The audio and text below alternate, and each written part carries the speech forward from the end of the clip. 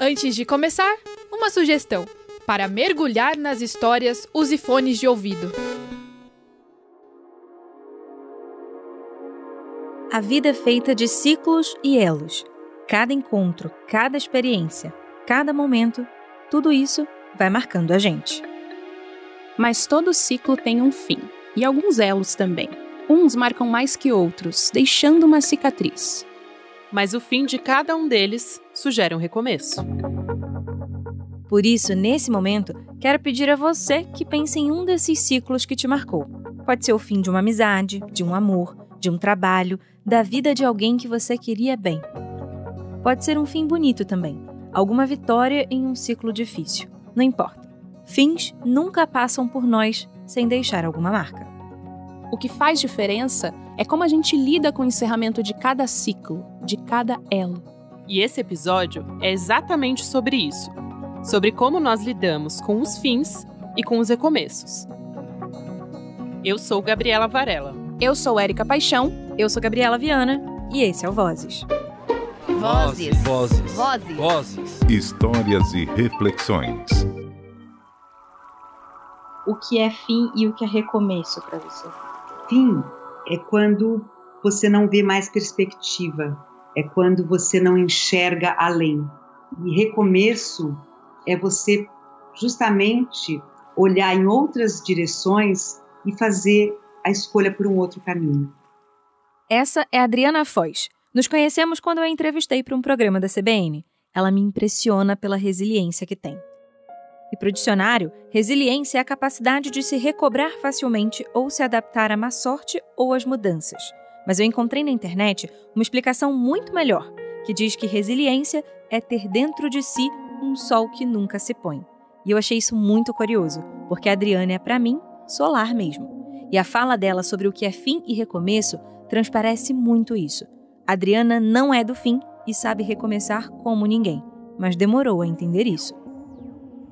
No auge dos 32 anos, ela era como muitas pessoas são nessa fase da vida. Acelerada, dinâmica, ocupada, viciada no trabalho e com pouco tempo dividido entre os amigos e a família. Vivia a 1000 por hora.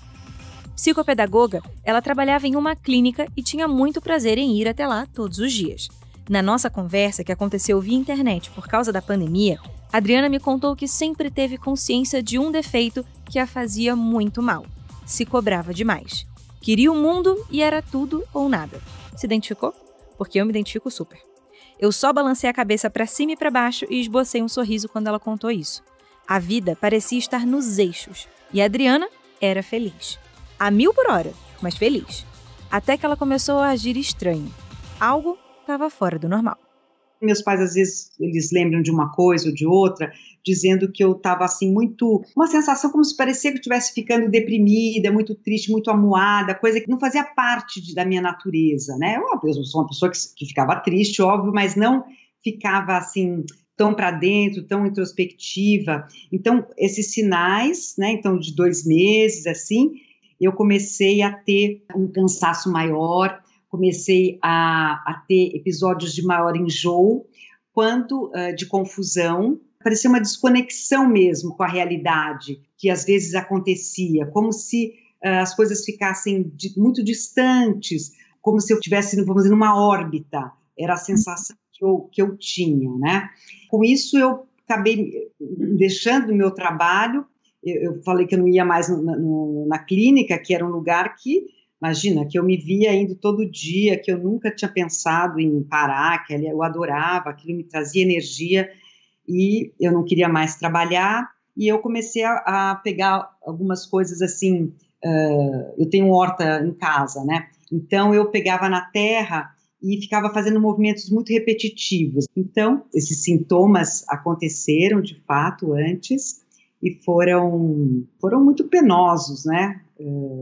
Porque eu não sabia o que era, aquilo sim estava me dando um medo, meio pânico, que era você começar a perder o controle mesmo, né? O controle de coisas meio básicas, assim, né? A Adriana buscou ajuda e foi medicada com um antidepressivo. Pouco tempo depois, parou no hospital. O médico foi dar uma olhada, no que eu tinha, no ponto de atendimento, me levou para a tomografia, né? E a médica falou, olha, o seu cérebro está sangrando, você está tendo um derrame. Naquele momento, e eu nunca mais esqueci da cena, do cheiro, do lugar e dos pensamentos que vieram na minha mente, que eu falei assim, gente de Deus, eu acho que é muito louco. A minha vida inteira, até aquele momento de 32 anos, passou como se fosse, rebobinar a fita, fica meio antigo, pode ser que as pessoas jovens não vão entender, mas é a gente passar rapidamente por tudo aquilo que a gente viveu em segundos, né? E eu senti ali uma tomada de decisão. Eu senti que foi me dado a possibilidade, que foi aí o que eu aprendi e escrevi no meu livro, né, da cura do cérebro, que sempre a gente tem, no mínimo, uma escolha, né? Então, 2 soluções. E eu lembro de parece que muita coisa foi fazendo sentido no meu cérebro, né, na minha cabeça, no meu entendimento, na minha compreensão de quem eu era até aquele momento. Eu comecei a perceber que eu já tinha vivido sensações esquisitas antes e que talvez foi devido a outros sangramentos que eu havia tido, mas assim, o mais importante eu acho que foi, eu tive a possibilidade de uma tomada de decisão e eu falei, não, eu vou sobreviver e isso foi muito importante, na verdade, para mim, essa memória positiva daquilo que eu vivi, porque por muitos momentos eu quis desistir. Por muitos momentos eu achei que eu não ia dar conta. Adriana nasceu com um hemangioma, que de forma bem básica é uma espécie de coágulo no cérebro. É benigno, mas com o estilo de vida estressante que ela levava, se tornou um problema. Aos 32 anos, Adriana teve um acidente vascular cerebral, um AVC. Coube à família dela decidir se ela operaria ou não. Fazer a cirurgia poderia matá-la, mas se tudo desse certo, ela teria menos sequelas. Não operar faria com que Adriana, aquela mulher solar e dinâmica, tivesse duras sequelas. A família fez a primeira opção. E ali, naquela operação, uma Adriana se foi. E uma nova, repleta de novos e dolorosos desafios, nascia. Pra você ter uma noção, eu lembro de um enfermeiro brincando comigo quando eu estava da cadeira de rodas e ele tentando me colocar no andador. Lembro também de uma enfermeira mostrando para mim a escova de dente, tentando me ajudar a usar a escova de dente de novo. Eu não lembrava mais o que eu fazia, entendeu? Demorou, assim, um bom tempo para eu falar, nossa, eu trabalhava como psicopedagoga, nossa, eu tinha uma clínica, demorou mais de anos para eu lembrar que eu estava fazendo um mestrado. Falei, putz, o cérebro é muito interessante mesmo, né? Acho que ele vai trazendo à consciência as coisas que, de repente, a gente vai podendo olhar, né? Porque, por enquanto, ele estava em plena reforma. Toda a energia do meu cérebro, acho que ia para reabilitar ele. Foram 5 anos de reabilitação. Adriana sofreu pequenos lutos. Perdeu memórias, tinha dificuldade de falar o que queria e o movimento de metade do corpo. Tinha, naquele momento, uma carreira suspensa, um mestrado suspenso, uma vida suspensa. Tudo por tempo indeterminado. O futuro era extremamente incerto. Na nossa conversa, ela até relacionou o que viveu com esse momento da pandemia. Disse que estamos em um outro tipo de AVC, acidente na vida do coletivo. Ao longo dos anos, Adriana precisou se redescobrir, se reconhecer, descobrir novos limites e lidar com os obstáculos que jamais imaginou ter. Esqueceu quem era o marido, não se lembrava da casa e de detalhes da própria vida. Controle remoto virou o trocador de canal, e isso ela brinca que é até hoje. Adriana precisou reaprender 32 anos de vida. Obviamente, com isso veio uma depressão grandiosa e, por incrível que pareça, a coisa mais difícil foi o aspecto emocional. Foi eu me dar conta das minhas impossibilidades, dos meus limites, porque quando a gente é jovem, a gente não quer saber de limites, você nem percebe que você tem limite, né? 32 anos, no auge desse momento, que é um momento também do cérebro está extremamente, ainda ele é bastante plástico, eu levei uma rasteira, dizendo, não é bem assim, né? E ter que me reconstruir, ter uma nova vida, tanto que eu chamo que eu tenho um segundo aniversário, 17 de fevereiro é o meu segundo aniversário, porque é uma nova vida mesmo. Acho que todo grande desafio te gera um novo nascimento, a gente nasce de novo. Todos nós temos vários nascimentos na vida e este, com certeza, foi o meu maior grande renascimento, porque eu tive que entrar em contato com coisas muito viscerais, muito primitivas do ser humano. É como se o meu mundo ficasse dentro daquela realidade. Depois eu vim a saber que tem a ver com os 3 cérebros que a gente tem. Este momento é chamado de cérebro reptiliano, que é um cérebro muito ligado à sobrevivência, ao instinto. Depois a gente tem um cérebro que chama cérebro límbico, né? E depois um cérebro que chama neocórtex. Mas por que isso é importante? Para a gente saber que quando a gente muda e renasce, a gente volta a fases anteriores. A gente tem que ter um resgate de novo na nossa essência. A gente tem que entrar em contato com aquilo que nos move, que é o que nós estamos vivendo agora no Covid. Eu tenho certeza que todo mundo deve ter falado assim, meu Deus, como eu preciso de tão menos, como eu preciso de comida, de afeto, né? Então essa experiência de saber que a gente retoma, que a gente renasce, e que é um processo que vem do menor para o maior, né? Das coisas básicas para as coisas mais complexas, vai nos dar a condição de podermos mudar, refazer e fazer diferente. Só para você entender, o cérebro límbico é o responsável pelas emoções, já o neocórtex é o cérebro racional, o que nos difere de outros animais. Quando a Adriana citou esse ponto sobre a pandemia e a necessidade de muito menos, me lembrei das tantas mensagens que recebemos no episódio sobre isolamento social, em como tanta gente tinha dividido esse mesmo pensamento com a gente. Mas, ao mesmo tempo, viver tudo isso gera em nós uma tristeza muito grande, pelo fim de tantas vidas e pelo fim daquilo que um dia consideramos como normal. A pandemia trouxe um luto amplo e coletivo, porque muitos de nós perdemos várias coisas aí. Primeiro, perdemos a nossa vida normal, o nosso dia a dia, nossas atividades, o encontro com as pessoas, às vezes famílias separadas. Então, não há uma situação de morte nessas situações que eu relatei, mas se estabelece um processo de luto, sim, que é bastante difícil, porque é a primeira vez que nós estamos vivendo isso como humanidade, quer dizer, acho que quase ninguém de nós esteve na outra pandemia e a situação era completamente diferente, muitos de nós não passamos pela guerra.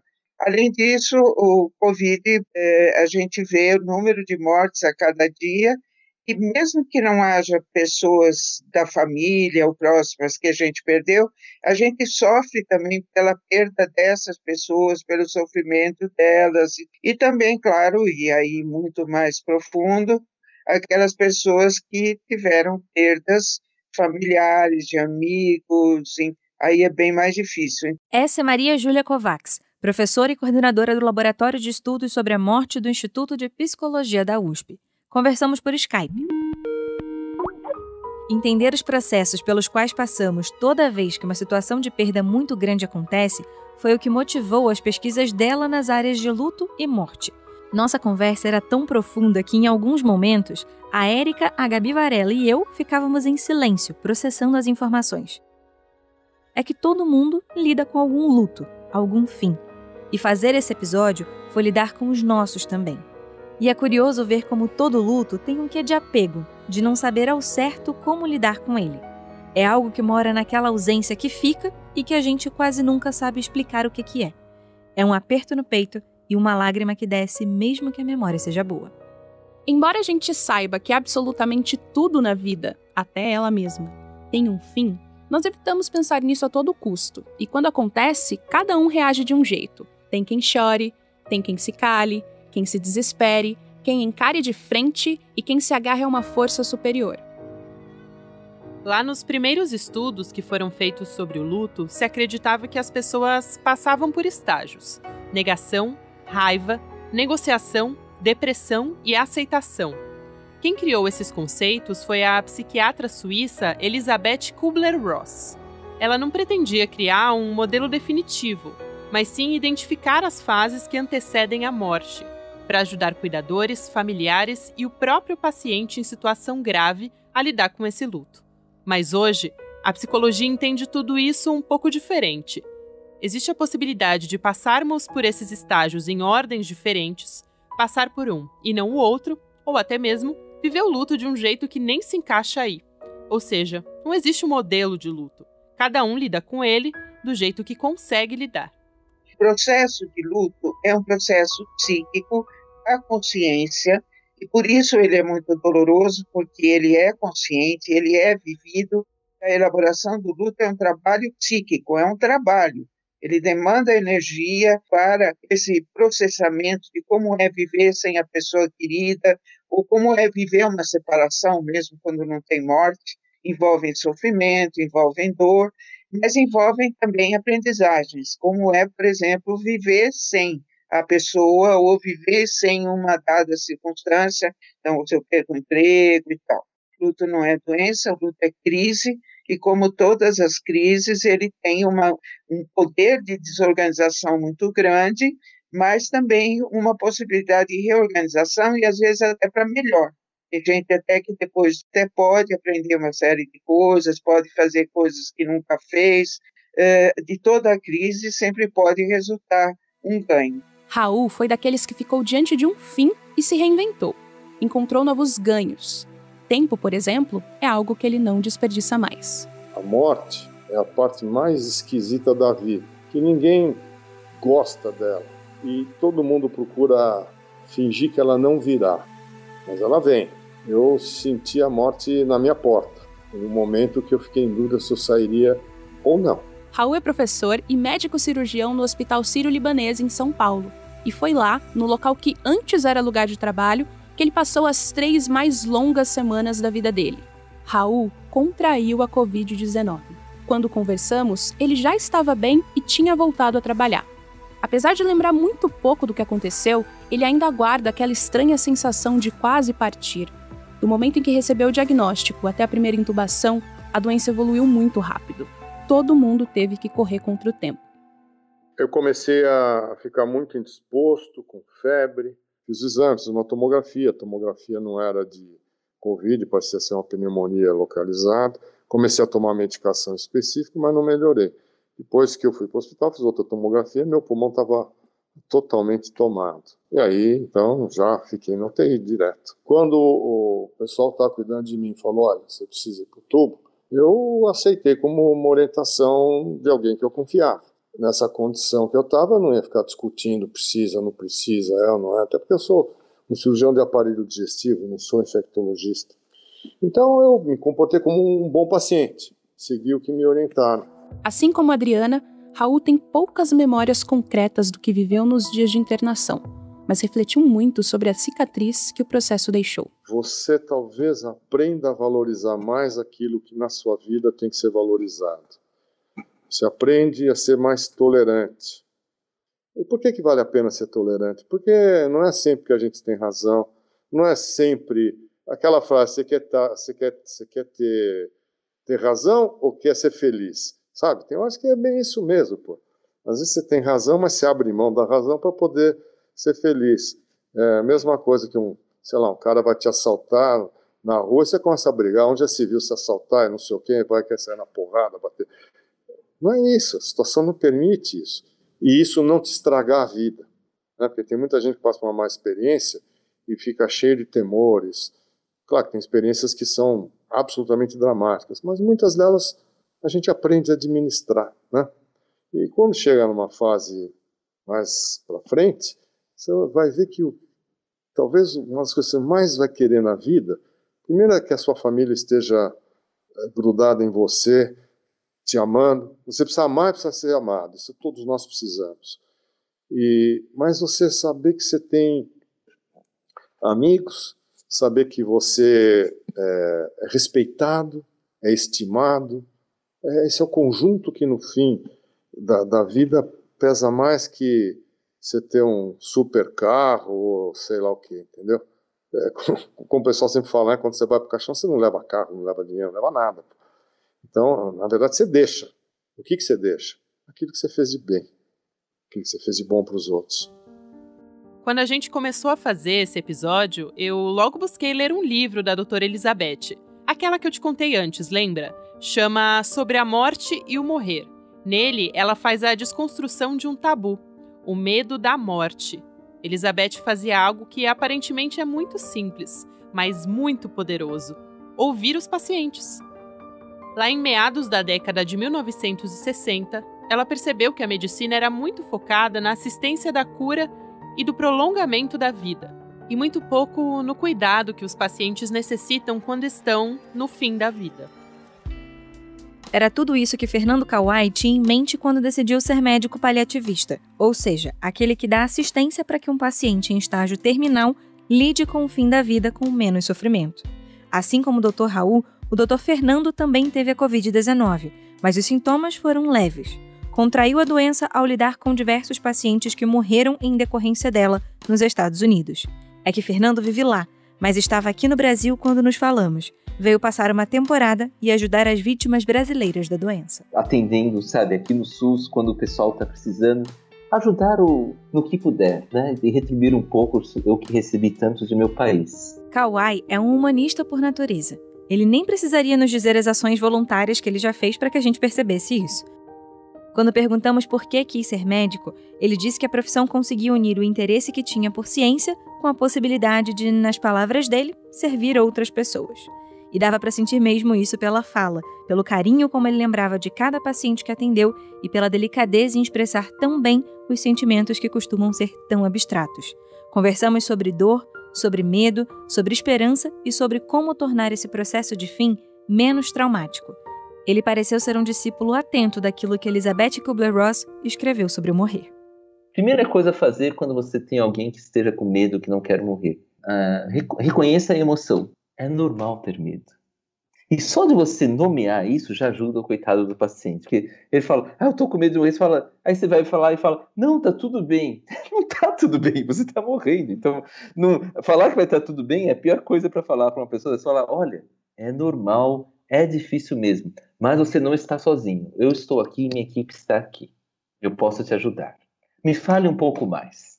Aí você deixa a pessoa falar dos medos. Aí, muitas vezes, o medo é de dor. Eu falo, olha, eu tenho um monte de tratamentos que eu posso fazer para dor. Outras vezes o medo é, nossa, não posso ver meus filhos. Eu posso falar com a chefe da enfermagem para deixar a criança entrar. Eu estou com medo de que não vai ter dinheiro para minha família. Olha, eu vou falar com o assistente social para ver se tem um benefício para te ajudar. Eu estou com medo de que eu estou sendo castigado por Deus. Você tem algum líder espiritual, algum capelão, padre que você queira ver? Então, em vez de eu fingir que o medo não está lá, eu pergunto, que medo que vocês têm? Qual o tipo de medo? Por quê? Escuta. Antes de falar, você tem que escutar. Então, eu abro totalmente as portas para pessoas a falar. Às vezes a pessoa não quer falar nada, eu respeito. E tem aquele medo que talvez eu não vou conseguir resolver, mas é impressionante que com uma equipe multidisciplinar você pode resolver muitos desses medos e isso causa um alívio imenso. E mesmo que você não consiga resolver o medo, puxa, eu estou morrendo, eu sou jovem, isso é horrível, só de você testemunhar, estar presente para o paciente no sofrimento, sem tentar consertá-lo, mas somente reconhecê-lo e oferecer apoio, isso já ajuda bastante na redução do sofrimento. Talvez você precise de um lencinho para ouvir esse episódio. E talvez já seja um pouco tarde para eu te avisar isso. Mas é que eu mesma usei um lencinho em algumas entrevistas. A do Dr. Fernando foi uma delas, por exemplo. No primeiro oi, a voz calma dele me colocou em outro lugar. Havia muita sabedoria naquelas palavras e um jeito de olhar para o fim completamente diferente do meu. E eu não sei se você é assim, mas eu tenho o péssimo hábito de me apegar a coisas que não fiz para pessoas que amo e que já se foram. A despedida que não tive, a visita que deixei de fazer, a ligação que eu não atendi. E olha que eu sou daquelas que não deixa para dizer o quanto amo as pessoas enquanto elas ainda estão aqui. Mas esse apego ao deveria ter feito mais é algo que eu faço e que eu combato. E enquanto eu te escrevia esse trecho, eu também precisei de um lencinho, não vou mentir. No fundo, a gente sempre acha que pode dar um jeitinho, que pode driblar a morte, se antecipar, lutar contra ela. Mas tudo na vida tem um prazo, inclusive ela mesma. E ninguém é capaz de alterar isso. nem os médicos. Cuidados paliativos não é somente sobre o morrer, é também sobre viver. Já que vamos morrer, como podemos viver hoje da melhor forma possível? Eu era um médico desses dos mais entusiasmados. Entrava lá no pronto-socorro dos hospitais clínicos e falava assim, ninguém vai morrer do meu plantão. Aí as pessoas tinham parado, eu ressuscitava, ligava nas máquinas, passava catéter central e eu via a morte como uma inimiga. E eu como um soldado da vida. Mas logo no começo eu saquei que algo estava errado. Que eu tentava salvar as pessoas, mas as pessoas morrem. Aqui no Brasil eu ainda terminei nessa pegada de que eu vou tentar salvar. Eu falei, agora eu vou para os Estados Unidos, eu vou ter mais recursos, vai ser mais fácil salvar as pessoas. Aí eu cheguei lá e as pessoas morrem também. Eu falei, o que está acontecendo? E eu comecei a ver que conectar pessoas em máquinas, sabe, eu decidi fazer geriatria e eu via que os idosos detestavam estar no hospital, detestavam máquinas, e eu estava colocando eles com tudo aquilo, um sofrimento horrível, e as pessoas morrendo assim mesmo. Eu falei, algo tem que mudar. Aí eu descobri que tinha essa especialidade nova, e a hora que eu vi, falei, nossa, é isso, essa é a solução para o meu problema. Não é fazer algo, mas não é tentar, sabe, prolongar a vida a todos os custos. Foi meio que uma lição de humildade que eu aceitei que nós, médicos, não podemos salvar todo mundo. Foi um trauma de ver que eu causei sofrimentos imensos para muitas pessoas. Com as melhores da intenção de tentar salvá-los, eu estava atrapalhando mais do que ajudando. E foi uma noção de que, nossa, isso faz sentido. Então, não é que eu nasci pensando em ser paliativista, eu acho que eu me tornei paliativista por necessidade, principalmente quando eu me interessei em geriatria e vi que menos é mais. Menos intervenções é mais qualidade de vida, e às vezes a pessoa até acaba vivendo mais, você sendo menos agressiva. Super interessante. Durante a pandemia, o Dr. Fernando tem ajudado os pacientes que não podem estar perto daqueles que amam por causa do distanciamento social. O coronavírus mudou tudo mesmo. Até o nosso jeito de viver o luto e os rituais e cerimônias que costumam ser tão importantes para a gente elaborar a dor. Sempre que alguém sente necessidade de conversar, ele pega um tablet e faz uma videochamada entre esse paciente e a família. Com a conversa, as palavras e o afeto, ele tenta aproximar e quebrar a barreira física que a pandemia construiu. A criação desses cenários significa muito, tanto para quem vive o luto, quanto para quem vai embora. É como se ele tentasse recuperar o conforto, a proximidade, o toque e o carinho pela tela do computador. É como se ele fosse uma espécie de mediador de despedidas. Eu sempre falo, quando tem uma consulta paliativa, o sofrimento nunca é só do paciente, é do paciente, da família, da equipe, dos profissionais de saúde e também do próprio médico paliativista. Vou pensar um que me marcou profundamente por eu ser músico, talvez. Era um senhor de 97 anos, ele não tinha família. Ele tinha uma amiga que chamava ele de vovô, ele chamava ela de neta, e ela era uma música de orquestra profissional, harpa, e ele adorava a música clássica. Ele era um mecânico aposentado. Quando ele ficou doente com o Covid, uma pneumonia de Covid horrível, que evoluiu com insuficiência renal, que ia precisar de diálise, mas ninguém achava que ele ia sobreviver à diálise, sabe? Eu tive uma reunião familiar, a gente faz a reunião familiar com FaceTime ou Skype. Então a gente fez, eu falei, olha, ele está infelizmente numa situação de terminalidade, a gente pode tentar conectá-lo a máquinas, mas vai ser um sofrimento imenso, porque principalmente eu acho que ele morreria de qualquer forma. Não, ela falou, ele era uma pessoa que gostava de qualidade de vida, vamos tratar a dor, eu não quero que ele sofra. Mas ela pediu, eu posso ver? Eu falei, é claro, esse é o meu trabalho, né? Eu levei meu iPad para ela. E mesmo que o paciente não esteja ouvindo, às vezes para a família falar é super importante. Ela abriu o meeting falando assim, me desculpe que não podemos estar lá, eu queria estar lá, mas o hospital não me deixa por causa do risco de contaminação. Ela pediu já, não precisa se desculpar, mas acho que era uma coisa que ela estava sofrendo muito. Ela falou, você é uma pessoa maravilhosa, obrigado por tudo que você fez, eu não quero que você sofra, pense em Jesus, Jesus te ama, ele era uma pessoa religiosa, eu quero tocar uma música para você. Aí ela colocou a harpa, ela começou a tocar.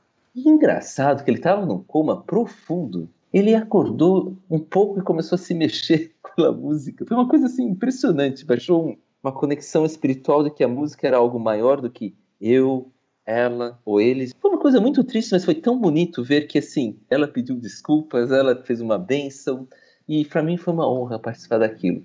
Durante a conversa com o Dr. Fernando, eu também me peguei pensando como deve ser para quem tem consciência de que o fim está próximo. Entre os vários fins que podemos ter na nossa vida, o fim da inocência de que somos imortais é com certeza um dos mais impactantes. Você já pensou sobre isso? Sobre como a vida dos seus amigos, parentes, animais de estimação, como a sua vida não é para sempre? Como nada é para sempre? Para mim, compreender a nossa própria finitude como ser humano é um choque. Nas culturas humanas em geral, a morte e o fim possuem diversas representações, mas cada um possui sua própria crença e fé no que existe ou não existe do outro lado. Mas como seria para você se soubesse quando será o seu último dia aqui? A minha primeira questão, quando eu me vi cara a cara com a minha própria mortalidade, foi pensar o que eu fiz com o meu tempo. E essa é uma pergunta que, na verdade, todo mundo deveria se fazer o tempo inteiro, né? Então, acho que encontrar a minha finitude e ter que falar sobre isso, e ter que refletir sobre isso, faz a gente olhar para o passado, não tem como. Aí você vai olhar para o passado e vai falar o que eu fiz. E aí, depois que você sai desse debate mental aí, né, de tentar se perdoar pelo que você fez, tentar redirecionar a sua rota, tentar entender que muitas das coisas que te prenderam ao limbo, sabe, de uma vida mediana, não fazem sentido. E aí talvez a gente tenha uma sensação de pressa. Mas é uma pressa consciente, não é uma pressa para se atrapalhar e continuar vivendo na mesma anestesia. Ana Michele é jornalista e escritora. Tem 37 anos. Aos 28, Ana Mi, como também é chamada, precisou lidar com a finitude. Viu um amor ter fim por agressões físicas. Então, pôs fim ao casamento. E quando caminhava para um recomeço, a vida mostrou que ela não tinha controle de nada. Ana estava com câncer de mama incurável. Quando eu tinha 28 anos, eu tinha muita certeza de que eu era imortal. A única certeza da vida é que a gente vai morrer. Mas as pessoas só falam isso, elas não sentem que isso é verdade. E aí, de repente, todo mundo teve que falar sobre isso. Sobre o que é imprevisível. Com 28 anos, eu tinha certeza que eu ia ter uma carreira não sei o quê, estava casada, eu planejava filhos. A gente coloca a nossa vida em planilha de Excel o tempo inteiro. E a minha vida não era diferente. Eu acabei me submetendo a um padrão. Porque por ser fora do padrão, e hoje eu tenho noção disso, e isso é bom, eu não era muito aceita, né? Sempre eu tinha conflitos com o chefe, conflitos familiares, justamente por ser alguém que tem uma opinião, que, né, que questiona as coisas. E aí, em algum momento, eu achei que eu precisaria caber num padrão para ter uma vida que eu não precisasse dar tanta satisfação o tempo inteiro. E aí eu vivi esse padrão muito tempo, e aí, de repente, eu estava doente, e aí eu olhei para trás e falei, para que eu fiz isso, meu Deus? Não faz o menor sentido a gente ser quem a gente não é. É muita perda de tempo, literalmente. E aí você tem que replanejar tudo e, enfim, viver essa vida que eu vivo hoje. Uma coisa que ficou na minha cabeça foi essa analogia de montarmos a nossa vida em uma planilha. E eu percebi que eu faço muito isso. Eu dizia que iria me casar aos 26, ter filho aos 28 e ia chegar aos 30 com uma vida sem preocupações financeiras. Casei aos 23, não tenho filho, tô com 29 e mesmo que tenha uma vida da qual não possa reclamar, às vezes eu me aperto daqui e dali para poder realizar alguns objetivos. Você também faz essa planilha de vida e vai atualizando tudo constantemente? Essa falsa sensação de controle sobre nós mesmos é uma armadilha que a nossa própria cabeça prega na gente. Por isso, é um choque tão grande quando algo acontece com a gente e com as pessoas que amamos. Ficamos ansiosos, angustiados e até mesmo nos sentimos impotentes. Na nossa conversa com Ana Michele, eu usei muito mais do que um lencinho.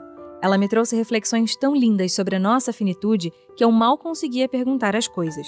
Durante o papo, ela questionou sobre as alterações das nossas planilhas com a pandemia. Quem não teve todos os planos alterados, não é mesmo? Então, nessa fase que a gente está vivendo agora, a primeira coisa que eu pensei foi isso, né? Olha como as pessoas ficam estabanadas quando tiram delas a planilha, a certeza, a garantia. Porque ficou todo mundo por um tempo ali naquelas primeiras semanas, estava todo mundo em suspenso, assim. Ninguém conseguia planejar nada, fazer nada, pensar em nada. Aí eu vi algumas pessoas nas redes sociais reclamando de, poxa vida, eu tinha um curso, eu tinha uma viagem, eu agendei meu casamento. E aí eu pensando, bem-vindo à vida. A vida é isso aí mesmo. Ela não avisa as coisas, não. Eu não recebi nenhuma cartinha falando assim, se prepara, porque em setembro de 2011 você vai ficar doente. Então se prepara, já vive a vida que faz sentido, esteja presente aí na sua vida, tenha uma vida muito da hora, porque nesta data eu vou chegar, assinado câncer. Não tem esse aviso. E não tem esse aviso para ninguém. Então, às vezes, as pessoas olham para mim e elas pensam que eu tenho uma vida muito, muito, muito difícil. Tenho mesmo. Hoje mesmo eu fiz radioterapia e eu tô aqui de pijamão. A gente vai terminar de se falar e eu vou voltar para a cama gostosinho, porque eu não tenho disposição para fazer mais nada hoje, assim, só falar no máximo. Mas eu tô presente o tempo inteiro com as cartas da rodada e sendo grata às cartas da rodada. Eu não condiciono o meu bem-estar nessa questão de estar feliz, e estar feliz não tem a ver com euforia. Euforia é uma felicidade ilusória. Felicidade é você realmente estar em paz com o que está acontecendo. Eu tô bem, tô de boa, tá todo mundo saudável, tá ótimo, tô ótimo. Eu só tenho câncer. Essa conversa que eu tive com a Ana me fez perceber o quanto nós, seres humanos, podemos nos adaptar, compreendermos a situação que estamos passando e usarmos isso para seguir em frente. Você consegue ouvir na voz dela o equilíbrio, a harmonia na resposta. Mas como todo mundo, a Ana precisou trilhar um árduo caminho para entender tudo isso. E as pessoas ao redor dela também. Amigos, família, namorados, quem estivesse ao seu lado, tinha que compreender o novo ritmo que a vida dela ia seguir. Eu acho que no final das contas, todo mundo olha para mim e tenta enxergar a própria finitude. E aí você entra em vários debates de relações, né? Eu tinha muita dificuldade com o meu pai. Sempre tive muitas opiniões. E eu sempre quis muito a minha independência. E aí isso para o meu pai era muito difícil, pela formação dele. E a gente viveu uma vida de conflitos. E aí quando ele teve que olhar para a minha finitude, enxergar a dele também, então a gente redimensiona até isso. Porque daí ele não tinha tempo mais nem para ter problema comigo. Então eu acho que as relações mudaram nesse sentido de a gente querer estar presente com as pessoas que a gente quer estar presente. Então as pessoas que estão perto de mim, elas têm noção do quanto elas são importantes para mim. Justamente porque no meu tempo não cabe mais ninguém que não me ofereça, né, algum tipo de amor ou que a gente tenha alguma relação que faça sentido para minha existência. Então alguém que vá estar perto de mim para me fazer mal, não faz sentido. Eu não tenho tempo para isso. Lembra quando falamos sobre a importância do apoio nos processos de luto e recomeço? A Ana tem isso muito claro também. E ao dividir a trajetória nas redes sociais, conheceu alguém muito especial, Renata. A Renata a gente se conheceu no diagnóstico da metástase, né? Ela descobriu uma metástase hepática na mesma época que eu. Eu publiquei sobre isso em algum grupo de pacientes oncológicos e ela viu, achou a nossa idade parecida, a nossa história parecida e a gente começou a conversar por causa disso. Só que a Renata ela tem uma característica muito interessante e não acho estranho, eu acabo falando dela no presente porque eu realmente acredito que eu vejo a morte de uma maneira não tão horrível e dramática como diz o tabu. Então eu gosto de tratá-la como uma memória muito presente, porque ela está em mim, né? Enfim, ela vive em mim. E ela sempre foi diferente. Ela tinha as mesmas questões que eu tinha, de por que a gente está aqui, o que eu fiz com o meu tempo, o que significa tudo isso, o que significa longevidade. Quanto tempo tem longevidade? O intenso laço entre elas deu origem a um livro. Juntas, questionaram a longevidade e decidiram que iriam aproveitar ao máximo o tempo que tinham. E por isso criaram uma lista de desejos, coisas que queriam fazer aqui e que lhes trariam alegria e paz quando chegasse o momento. Aquela lista de coisas que a gente quer fazer antes de morrer e que nunca levamos a sério, porque a gente sempre acredita que existe um amanhã. Ela morreu com 38 anos de idade, ela viveu mais do que uma pessoa que tem 80 e arrastou corrente a vida toda. Então a gente sempre teve essas questões, assim, né, de entender, de questionar, de filosofar mesmo. Então a gente se encontrou dentro dessa boa vibração de quem gosta de conversar sobre ideias, e aí a gente começou a refletir muito sobre essa questão de morte mesmo, né? E aí a gente encontrou aquela publicação de uma enfermeira que ela lista 5 arrependimentos comuns dos pacientes no leito de morte. E aí a gente começou a querer eliminar essas questões da nossa vida, porque a gente falava assim, pelo amor de Deus, a gente não vai chegar no final da nossa vida falando assim, queria ter sido feliz, queria ter mantido contato com os meus amigos, queria ter... E assim, as pessoas elas só querem viver quando o tempo está acabando. E a gente queria resolver agora. Aí a gente sempre falava da lista de desejos, e a gente conseguiu realizar algumas coisas ao longo da nossa amizade, que a gente tinha colocado, né, que a gente queria conhecer a nossa própria cidade, porque a verdade é que a gente planeja tanto férias, mas a gente sempre está olhando para fora, né, Então a gente fez a rota gastronômica dos Estrela Michelin de São Paulo. Ela foi para Fernando de Noronha, que era um sonho de criança dela. A gente foi realizando alguns desejos. Aí quando ela entrou em processo, né, tava já mais próximo do finalzinho dela, aí a gente colocou no papel o que fazia sentido naquele tempo que ela tinha. E aí é uma lista que está publicada no meu Instagram e eu conto a história da lista no livro também. E aí a gente conseguiu realizar um monte de coisa dentro desse ambiente hospitalar mesmo que ela estava, e consciente de que ela tinha pouco tempo e que precisariam ser desejos que coubessem nesse tempo. E foi muito legal. Deu pra gente curtir algumas aventuras de cadeira de roda. E você pode pensar, assim como eu pensei, que ao se colocar no lugar da Renata, a Ana tenha sentido medo, sentido a apreensão de alguém que passa pela mesma situação. E eu não tive como não perguntar se, ao ver a amiga mais próxima do fim, ela não tenha sentido medo por si. Eu nunca permitiria que o meu medo me afastasse do privilégio que é estar perto de alguém que eu amo. Faz o menor sentido isso, né? Independente da minha doença ou não. Em relação à minha doença, não me abalou de jeito nenhum, porque cada um tem sua história. A doença, ela evolui de maneiras muito diferentes, assim, né? Por isso que é tão difícil a gente falar de cura de câncer, porque eu conheço muita mulher que está doente de câncer de mama. Eu conheço pacientes de outras doenças também, mas eu convivo com muitas pacientes. E cada uma tem uma evolução diferente. Cada uma, o câncer se desenvolve de maneiras diferentes. Uma se prolifera mais rápido, outras estaciona. Eu tenho um comportamento de doença que ele aumenta muito lentamente. Então, eu consigo tratar quando está começando a querer causar, entendeu? Começou, que a gente fala assim, acendeu no PET, eu apago na radioterapia. Ou eu mudo a medicação. Eu tento tratar de uma maneira que na conta eu continue menos doente, eu tenha mais célula saudável do que células doentes. Então, a gente está sempre nessa equação aí, tentando equilibrar. Então, a partida da Renata não me abalou de nenhum jeito relacionado à minha doença. Me abalou como amiga, né? Como ausência, como a ausência da presença, sabe? A ausência da presença. O luto é mesmo isso, a ausência de algo ou de alguém. E muitas vezes ele carrega um sentimento que só podemos descrever em português, a saudade, do que a gente viveu e até mesmo daquilo que a gente esperava viver. 21 de julho de 2014. Uma sucessão de cicatrizes pulsantes nos provam que estamos aqui, que a dor existe e que sempre há outro lado da moeda. A alegria de ter vivido, amado, se machucado e rasgado um pouco para doar a esta imensidão. E eu espero, Helena, do fundo do meu coração, que você tenha muitas no seu corpo e alma, mas nem por isso deixe de buscar a felicidade.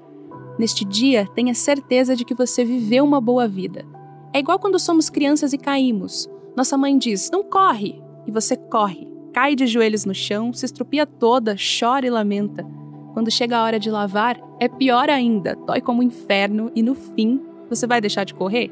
Não. Porque joelhos existem para serem ralados, mães para avisarem e filhos para nos ensinarem que a vida é linda. Vai lá, Helena, corre. Já passou 12 anos. É duro admitir que eu não lembro mais como é o rosto da minha filha. Esses dias eu tava fazendo janta, conversando com meu marido, e eu falei, nossa, ela faria 12 esse ano, né? E eu vejo as crianças de 12 anos na rua e eu fico, caraca, eu já seria mãe de uma adolescente. Laura viveu por 7 dias.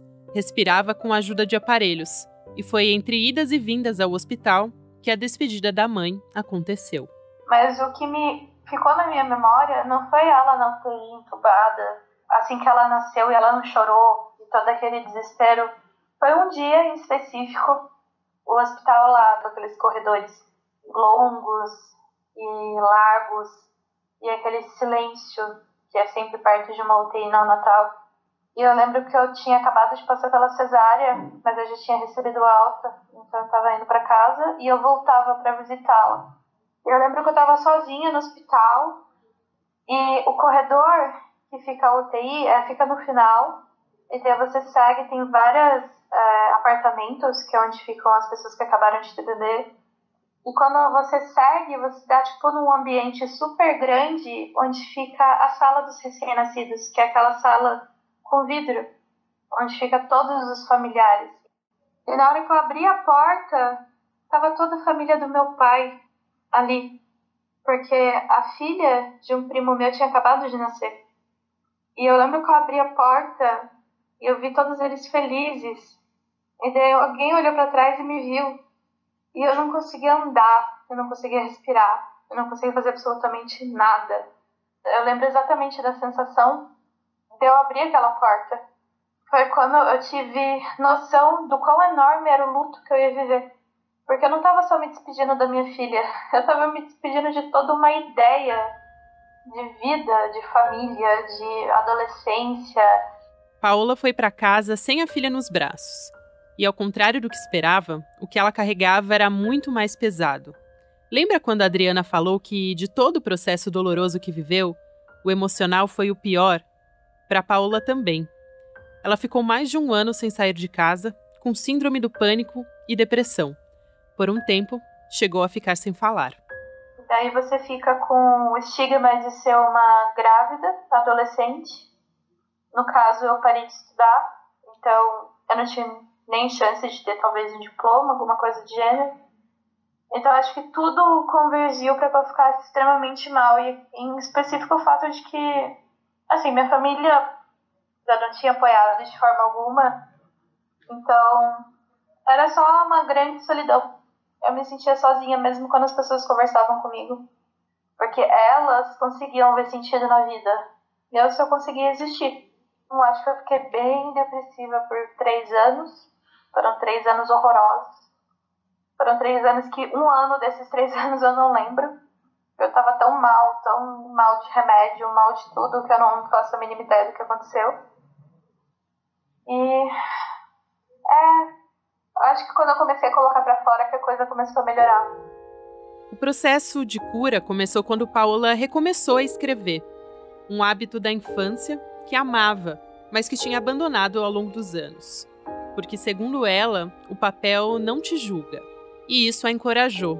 Paola escreveu sobre a raiva e sobre tentativas de suicídio, que resultaram em outras cicatrizes que carrega até hoje. Ao sobreviver, decidiu que precisava resistir. Paola foi mãe pela 2ª vez. Helena, hoje, tem 7 anos. Quando perguntei o que sentiu quando a bebê chorou, ela simplesmente não conseguiu colocar em palavras. O medo de reviver todo o luto a acompanhou durante a gravidez. E só depois de pelo menos 1 ano com a criança nos braços, foi quando ela conseguiu verbalizar a despedida de Laura. A carta foi colocada no papel em 2014. A coragem para publicar no blog veio 5 meses depois. Transformei meu luto em ódio. E naquele pequeno segundo antes de apagar na cama, consegui finalmente dar adeus aos sentimentos que me corroíam. Foram anos de tratamento, remédios, lágrimas, uma infinidade de abraços e o ato de se destruir por completo, para finalmente você renascer. Laura, você vive. Minha doce bebê, seja livre. Vá voar pelo mundo. Você não está mais presa pela jaula do meu ódio. Vá aquecer o coração de pessoas que trazem vida ao mundo. E hoje, quando me perguntam sobre otimismo, esperança, amor, sobre o que é maternidade, posso falar um único nome e viver em paz. Tudo começou com Laura. Tudo renasceu em Laura. Sou mãe de 2 meninas, Laura e Helena. Uma adora pular e brincar de escorregar. A outra voa pelo mundo. Com amor, mamãe. Nem todo luto é traumático, como foi o de Paola, mas eles são passíveis de um processo de elaboração e autoconhecimento, seja com terapia ou até por meio de outras ferramentas, lendo sobre o assunto, vendo filmes, conversando sobre isso. Vai de pessoa para pessoa. Mas uma das coisas que a psicóloga Maria Júlia disse me marcou muito. O luto é um processo para a vida inteira. Ele não termina. Ele vai sendo elaborado e novas questões são agregadas. E para passar por uma situação de perda, é muito importante, primeiro, que você possa se autorizar a viver o processo do luto com sentimentos, ter o espaço para o seu sofrimento, para a sua dor, ser amparado pelas pessoas próximas, né? Se você tiver família, se não tiver família, pelos seus amigos ou pessoas próximas, procurar ajuda, procurar falar sobre o que está sendo vivido, então ler sobre o assunto. Então são várias circunstâncias que ajudam a você viver o processo. É sim se manter conectado, é sim manter relações com as pessoas, sejam virtuais, se for possível presenciais, né? Poder ter esse espaço de compartilhamento, ter atividades que são significativas na vida, mesmo em situação de perda, poder realizar essas atividades e procurar ajuda. Quando você se sente mal, difícil, independente da situação de pandemia, independente da situação de estar vivendo um processo de luto, como um processo de vida, de autoconhecimento, de autocuidado. Essa fala da Maria Júlia também me lembrou o processo da Adriana. Durante os 5 anos de reabilitação, ela começou a pintar. Podia jurar que não voltaria para a clínica e que a carreira havia chegado ao fim, uma vez que a recuperação era muito lenta. Além disso, simplesmente não conseguia ser independente como era. Dependia do marido, dos pais. Também precisou lidar com o luto pela morte do irmão no processo. Ela precisava de apoio. Precisava ter por perto pessoas que a ajudassem a lidar com os lutos. Eu acho que a gente é um ser humano, realmente a gente depende dos outros, a gente precisa do outro para significar, para orientar, para validar, e simplesmente para ter aquele olhar empático, aquele olhar de estou aqui com você. Isso é muito importante, mas muito, muito, muito, muito. Por mais que doa, a gente sabe que não consegue simplesmente cancelar o que já viveu. Mesmo que às vezes a gente queira muito. Em algum momento, num processo que era só dela, a Paola também percebeu que não tinha como anular o luto e ficar sem cicatrizes. Quando eu consegui, com a ajuda de muitos médicos e muitas pessoas, me livrar da depressão, foi quando eu percebi que eu não ia conseguir apagar. Eu não era mais a pessoa que eu era antes. Era uma ferida e eu precisava transformar em cicatriz. Não tem como eu tirar o que estava lá, entendeu? Não tem como passar por isso sem marcas. Então, como é que eu faço para que essa marca cicatrize da melhor forma possível e que para que eu, quando enxergar ela, eu já não tenha mais tanta tristeza ou medo. Eu simplesmente me enxergue como uma marca da minha jornada. Me mudou, eu não sou a pessoa que eu era antes. A Laura foi o divisor de águas da minha vida. E sempre vai ser. No antebraço esquerdo de Paola ficam as cicatrizes visíveis de um processo doloroso. Para recomeçar, ela fez uma tatuagem por cima. Não é que a Paola tenha vergonha das marcas, muito pelo contrário. Eu queria literalmente ter desenhado no meu corpo toda a transformação que foi os anos depois da morte da Laura e a árvore da vida. Então eu tenho uma árvore com muitos galhos, então é uma árvore seca, só com algumas folhas. Ela tampa grande parte das minhas cicatrizes, mas não a maior delas. A maior cicatriz que eu tenho está na raiz. E ela não foi pintada. Porque não era sobre eu sentir vergonha da minha cicatriz. Era só sobre eu ter comigo o significado de tudo aquilo que eu passei. Então ela é uma árvore em tinta preta, grande, pega um antebraço inteiro. E na parte de baixo, antes de chegar na cicatriz maior, ela tem um fio vermelho. Que foi uma das histórias mais lindas que eu já ouvi. Para o fio vermelho do destino. O fio vermelho do destino. Em meio às raízes da árvore cicatrizes de Paola, é uma lenda chinesa. A história conta que esse fio é invisível e deixa conectados aqueles que estão predestinados a ficar juntos, não importa o tempo, lugar ou circunstância. O fio pode se esticar ou emaranhar, mas nunca se arrebentar. Paola e Laura estão ligadas nesse fio. A marca que a vida breve de Laura deixou é mais do que um laço. É também sobre persistir. Paola descreveu Cartas para Helena como um diário de chegadas e partidas. Ela quer contar para Helena, no futuro, quem ela é hoje. Quais circunstâncias, gostos e decisões vão influenciar em quem será Paola daqui a 20 anos.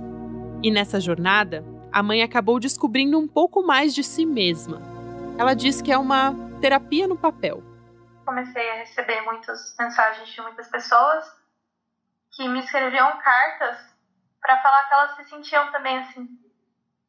E eu acho que isso foi a coisa mais transformadora da minha vida. Assim, eu acho que Laura, Helena e isso. O dia que eu descobri que eu podia conversar com pessoas que eu não fazia a mínima ideia de quem elas eram e que a gente podia trocar aprendizados sobre o nosso luto, sobre as nossas despedidas e da onde a gente começava, quando que a gente virava a página e vinha aquela página novinha de novo pra gente começar a escrever. Lá no início, a Gabi te pediu para pensar em alguma cicatriz ou ferida que você carrega. E tanto na conversa com a Paola, quanto na produção desse episódio, foi inevitável pensar nos meus próprios ciclos de recomeço. Começamos e recomeçamos, desde as decisões mais simples até os momentos mais decisivos da nossa vida. A Paola foi transformada não só pela morte da filha. Antes disso, já na infância, ela perdeu uma tia. Passou por términos de relacionamentos, o afastamento de um pai, a mudança para uma cidade grande aos 22 anos, com uma filha pequena para sustentar, o abandono de um emprego tóxico e recomeçou, de novo e de novo. Como eu, e eu tenho quase certeza que como você também. O ciclo das coisas, as coisas acabam. Quem diz que é ruim ou bom, sabe? É o que a gente sente. Às vezes não é. Assim, na época que eu terminei com o pai da Helena, foi muito doloroso.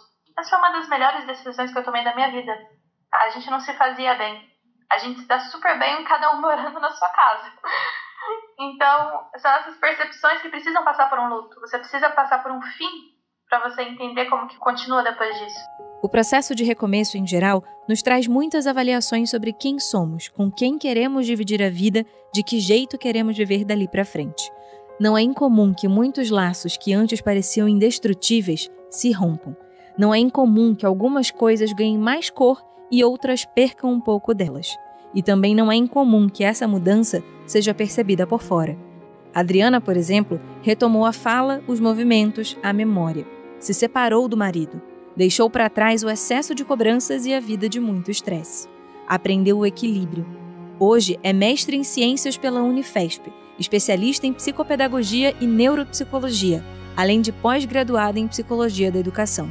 Quando nos falamos, perguntei como era ser alguém que entende tudo de cérebro e ter passado por tantos desafios com ele. Adriana me respondeu que, embora difícil, isso é um processo natural de todo ser humano, mas que a gente custa acreditar. Existe esse processo natural do cérebro, ele vai procurar sempre se refazer, sempre mudar. Agora, a gente pode ajudar, a gente pode promover. Existe um livre-arbítrio, né? E a importância da motivação. Você precisa se motivar para você ir atrás e aí dar mais condições ainda do seu cérebro poder refazer os caminhos e se tornar ainda mais forte. Tem que sempre saber assim, o próximo passo, e esse próximo passo nunca é tão grande, né? Tem que ser um próximo passo pequenininho, depois o outro. Mas a gente sempre pode se reconstruir, sempre. A Adriana usa a experiência de tudo que viveu para ser uma terapeuta que entende melhor as necessidades dos pacientes. Ana Michele mostra todos os dias que um diagnóstico terminal é apenas uma possibilidade. Afinal, como ela mesma lembrou, o fim não avisa ninguém e nem deixa por escrito como vai acontecer. Eu posso morrer de qualquer outra coisa que não seja câncer, me falou. Raul prioriza o que é importante e alerta os outros sobre isso. Paola escreve, conversa, divide e ressignifica. Fernando aprende todos os dias com cada paciente e tenta transformar, a cada dia, outros fins. Todos eles, assim como todos nós, recomeçam a cada dia. E esse episódio quis te mostrar exatamente isso. Todo fim é um recomeço. E eles podem ser ressignificados a cada momento. A gente sabe que o fim assusta e que recomeçar nem sempre é fácil. Mas já parou para pensar como cada elo que criamos é um fim que iremos lamentar um dia? Fins doem, e o tempo é mestre em dar um novo significado a eles e acomodar a dor. Cada fim é único, assim como cada luto também. Não há um maior ou menor. Outro dia, em um tweet que explica como lidar com o luto, a jornalista Juliana Dantas, do podcast Finitude, fez uma analogia que eu achei espetacular. O luto não é linear. Não é porque uma pessoa já passou da negação que ela nunca mais vai voltar para ela. Num dia, você pode estar bem, mas de repente é invadido por um cheiro, por um som que te remete diretamente a quem perdeu ou alguma memória. E do nada, desaba. O luto se assemelha a uma montanha-russa, com o looping e às vezes marcha ré em alta velocidade. E não é que é mesmo? O importante é sempre tentar lembrar que sempre vai haver um fio vermelho entre a gente e quem a gente ama, e que toda cicatriz é uma ferida que se fechou para dar lugar às memórias de um recomeço. Ouso dizer que não existe um fim ou um começo. Eu acho que é um artifício artificial. A vida é muito maior do que isso. O trem que chega é o mesmo trem da partida. A hora do encontro é também despedida. A plataforma dessa estação é a vida desse meu lugar. É a vida desse meu lugar. É a vida.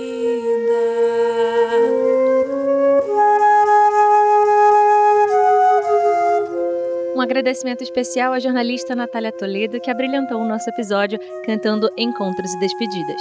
Você pode acompanhar o trabalho da Natália no Instagram, no @Natália Toledo, tudo junto, Natália com TH. Agora, as vozes que participaram deste episódio. Na produção, Bianca Vendramini. Na produção e roteiro, Arthur Ferreira, Érica Paixão, Gabriela Varela e eu, Gabriela Viana. Na edição, Lucas Soares e Wellington Ramalhoso. Na sonorização, Cláudio Antônio. Vozes. E você? Qual a sua história? Escreva para vozes@cbn.com.br ou nos encontre nas redes sociais. É só procurar por @CBN Vozes no Twitter, Facebook ou Instagram. Até o próximo Vozes.